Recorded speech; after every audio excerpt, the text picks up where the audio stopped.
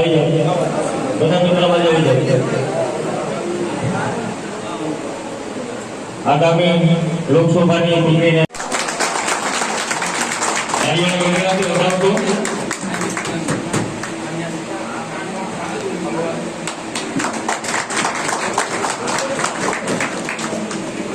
આજે આપણે ખતમ થઈ જશે એટલે હું કોંગ્રેસ પોતાના 2 લાખ ટકા કરીને ભારત માતાનો નારો લગાવીશું।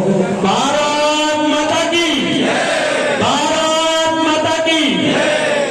આજ રોજ પૂર્વ ધારાસભ્ય શ્રી આપણા વડીલ બાપા અમીર બાપા સરપંચ શ્રી તમામ આગેવાનોનો હું મારિયા તાલુકા કોંગ્રેસ વતી હું એમનો આભાર માનું છું। તમામ તેમજ મારિયા જિલ્લા પંચાયત સરપંચ આવેલા તમામ આગેવાનો એવા અને જેને નાની ઉંમરમાં ઘણું હાંસલ કર્યું છે અને એ તો ઘણાના દિલોની અંદર પણ રાજ કરી રહ્યા છે એવા મિત્ર શ્રી પિયુષભાઈ પરમારને વિનંતી કરું। ભરતભાઈ ભરગરિયાને વિનંતી કરું કે તેઓ આવે અને પોતાની વાત રજૂ કરે। જોરદાર તાળીઓથી આપણે એમનું સ્વાગત કરીએ।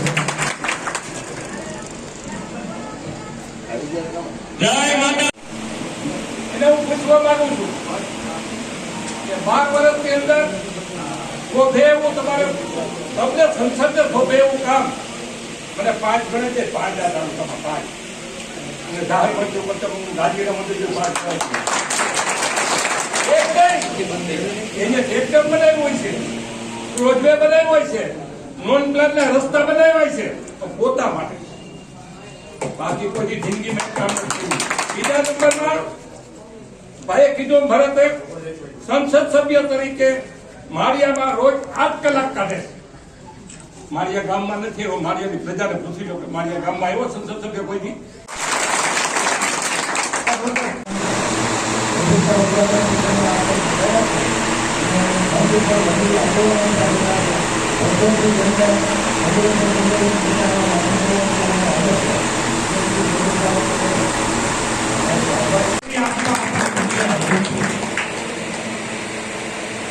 મિત્રો એમને ઉપર સાધન સામગ્રીમાં 18% ટેક્સ એ પહેલી મિટિંગમાં નાબૂદ કરવામાં આવશે।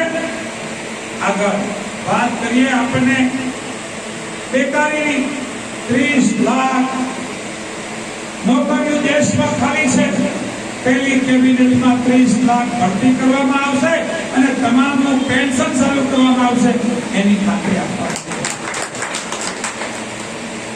મિત્રો જેને નોકરી નહીં મળે ગ્રેજ્યુએટ હશે એને વર્ષે 1 લાખ રૂપિયા પેન્શન આપવામાં આવશે એની ખાતરી આપવામાં છે। મિત્રો ગરીબ બહેનોને કહેજો કે ગરીબ બહેનો છે એમને 1 વર્ષે 1 લાખ રૂપિયા આપવામાં આવશે એની ખાતરી આપવામાં આવશે। કારણ મેં તમને આગળ એટલા માટે જણાવ્યું કે કોંગ્રેસ પહેલા શું આપતી હતી એટલું આપતી હતી તો આ આપી શકશે। સાથે સાથે મારા આંગણવાડી બહેનો, આશા વર્કર બહેનો અને મધ્યાહન ભોજન યોજના વાળાને કહેજો કે તમારો પગાર પહેલી કેબિનેટમાં ડબલ કરી દેવામાં આવશે। મિત્રો આપને એમ થાય કે તમે આપો તો આમાં પૈસા ક્યાં જાય, તો આપને ખબર છે કે ડીઝલ પેટ્રોલના ભાવ 55 હતા તેથી રોડ ઉપર ચડી જતા હતા, 35 કરવાની વાત કરતા હતા। આજે 100 ને પાર કરી જાય છે, 95 ને પાર કરી જાય, તમારા ખિસ્સામાંથી 1000 રૂપિયા કાઢી અને તમને પાછા 100 રૂપિયા આપીને સમાધાન કરવાની વાત કરે કે 5 રૂપિયા ઓછા કરો। એટલે ભાઈ તે મારા ખિસ્સામાંથી આગળ 100 રૂપિયા કાઢી, હવે 5 રૂપિયા તો રાહત થઈ, રાહત પ્રજાને રાહત। હું હમણાં મીડિયાના મિત્રોનો પણ આભાર માનું, છેલ્લા 10 વર્ષથી જોતો આવો પહેલી વખત મીડિયા પણ આ ચૂંટણી જાહેર થઈ ત્યારે નિષ્પક્ષ સેવા આપી રહ્યા છે। જોયું તો પાટીલની દ્વારકાની સભા હોય, પુરુષો ચૂંટણી હોય એ પણ બતાવે છે અને સામાન્ય વાતે બતાવે છે। પહેલી વખત મને એમ લાગે કે હવે વિપક્ષ, મીડિયા અને જનતા એમનો હક લેવા જ્યારે લડી રહી હોય ત્યારે કોંગ્રેસનો વિજય નક્કી છે। મિત્રો જ્યારે જ્યારે આ દેશમાં જોખમ આવ્યું, તકલીફ આવી ત્યારે ચોક્કસ બધા લોકોએ મદદ કરી। મને કોઈ મીડિયાએ પૂછ્યું કે તમારી રણનીતિ શું છે જીતવાની? ટૂંકો રણનીતિ થી જનતાએ નક્કી કરી લીધું, જનતાએ, કે આપણે હવે હીરાને દીપાવડો છે. વડીલોને વિનંતી છે કે એ બધા હીરાભાઈ બને, અને યુવાનોને વિનંતી છે કે બધા હીરો બની જાય. હું તો ધર્મથી હીરો છું. પિક્ચરમાં તો જોયું, ફિલ્મમાં છે ને પૂના 3 કલાક હીરો માર ખાતો છેલ્લી 15 મિનિટ સત્યનો વિજય, અને આપણો સત્યનો વિજય 4 તારીખે પેટીમાંથી નીકળશે એની મને ખાતરી છે. મિત્રો, આપને એ વિનંતી કરવા આવ્યો છું કે જ્યારે જનતા લડતી હોય, મીડિયા તટસ્થ ભૂમિકા નિભાવતી હોય અને વિપક્ષ ગઠબંધન એક થયું હોય, અને પેલા આકાશવાણી થતી હતી કૃષ્ણના વખતે કે તમારું હવે સમાપ્ત થવાનું છે રાજ, દેવકીનો 8મું સંતાન આવશે, અને આ લોકશાહી છે તો લોકવાણી થઈ. એ 8મા સંતાનને કચ્છ રોકી શકા નથા, અને આ લોકવાણીમાં ગઠબંધન ભેગું થાય રાજુભાઈ તો એમનો સરકાર સમાપ્ત થાય એવી લોકવાણી છે. ત્યારે તમારા સીએમ ને, હવે આપણા બધાના ગઠબંધનના સીએમ ને ચાલુ ચૂંટણીએ સીએમ ને જેલમાં નાખી દે, પણ લોકવાણી છે હવે રોકાય નહીં. તમારી સત્તા સમાપ્ત થવા જઈ રહી છે, અને જનતા જનાર્દન જાગી રહી છે, કોઈ રોકી નહીં શકે.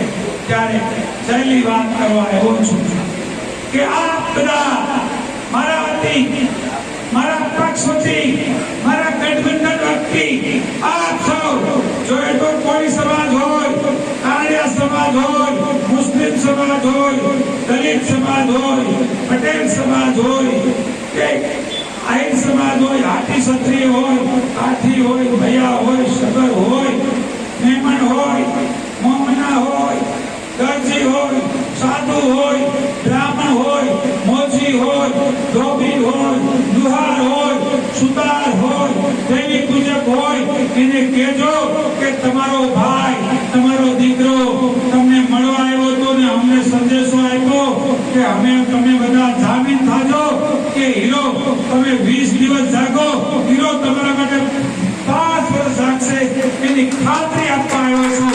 એટલે મારી વાત દરેકને પહોંચાડજો એટલી વિનંતી સાથે વિરમું છું. જય હિન્દ, જય ભારત.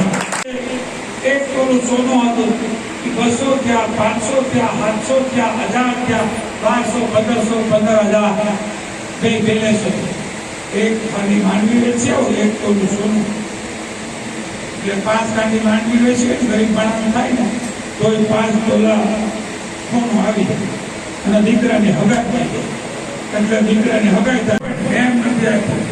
તમે જે સ્કૂલમાં ભણ્યા હોય, કુમાર બાપુની ગ્રાન્ડ ટેબલ કોલેજ હોય, એવી ગ્રાન્ડ ટેબલ કોલેજો, ગ્રાન્ડ ટેબલ સ્કૂલો એ અમારી સરકારમાં, કોંગ્રેસની સરકારમાં આપ્યા, ભાજપની સરકારમાં નહીં. શું નથી આપ્યું? કોંગ્રેસે શું આપ્યું? ભાજપે એ આપણે જણાવ્યું. મિત્રો, એક સાથે 71,000 કરોડ રૂપિયા ખેડૂતોના એક સાથે માફ કરવામાં આવ્યા. આપને સૌને યાદ હશે. હું ફરી ખાતરી આપવા આવ્યો કે અમારી ઇન્ડિયા ગઠબંધનની સરકાર આવશે, અમે 1% ખેડૂતોનું તમામ દેવું 24 કલાકમાં માફ કરશું, એની ખાતરી આપવા આવ્યો. હું ખાતરી એ આપવા આવ્યો છું કે એમએસપી, ખબર છે કે એમએસપી માટે કેટલા ખેડૂતો ને ગોળીઓથી દીધા, અને ખાલિસ્તાન કે મિત્રો યાદ કરો એકોતરમી લડાઈ ઇન્દિરાજી વખતે, એ વખતે આ લોકો પાકિસ્તાનની આપણે સરખામણા કરે. હું કાંઈથી ભાષણમાં કહું કે ગામમાં કોઈ નબળો બના હોય એની હારે આમ તમે રોજ તાકાતથી વાત કરો તો તમારે અમેરિકાની હારે હરીફાઈ કરવી જોઈએ, તમારે જાપાનની હારે કરવી જોઈએ, તમારે ઇંગ્લેન્ડની હારે કરવી જોઈએ, તમારે જર્મનના ફ્રાન્સની હારે હરીફાઈ કરવી જોઈએ. એમ છતાં અમારી ઇન્દિરા ગાંધીજીએ પૂર્વ પાકિસ્તાન ને પશ્ચિમ પાકિસ્તાનના એક ઝાટકે 2 ભાગલા પડ્યા હતા, અને એ દુર્ગા દેવીએ 1 લાખ સૈનિકોને સરેન્ડર કરાવ્યા હતા. આ તાકાત આપને ખબર છે કે ઇન્દિરાજીએ ખાલિસ્તાન રદ્દો કોંગ્રેસ જિંદાબાદ, ગઠબંધન જિંદાબાદ. અને અમારો જે ઉત્સાહ વધેલો છે તે આપ સૌનો આભાર. જય હિન્દ, જય ભારત. માળિયા તાલુકાના અમરાપુર ગામેથી પ્રવાસની શરૂઆત કરેલ. આજે માળિયા તાલુકા મથકે એક સભાને સંબોધી ત્યારે તમામ સમાજ 18 વર્ણના લોકો હાજર રહ્યા અને એક સુરે ખાતરી આપી કે આ વખતે હીરાભાઈને ચૂંટણીમાં જીતાડવા એનું કારણ એ હતું કે ખૂબ ખેડૂતો દુઃખી છે, એમને એમએસપી નથી મળતું, ઋણ માફી નથી આપતા, ખેડૂતની સાધન સામગ્રીમાં 18% જીએસટી છે. ત્યારે આંગણવાડી બહેનોના ડબલ પગાર, આશા વર્કર અને મધ્યાહન ભોજનના ડબલ પગારની જ્યારે વાત થઈ ત્યારે બધા ખૂબ ખુશ થયા.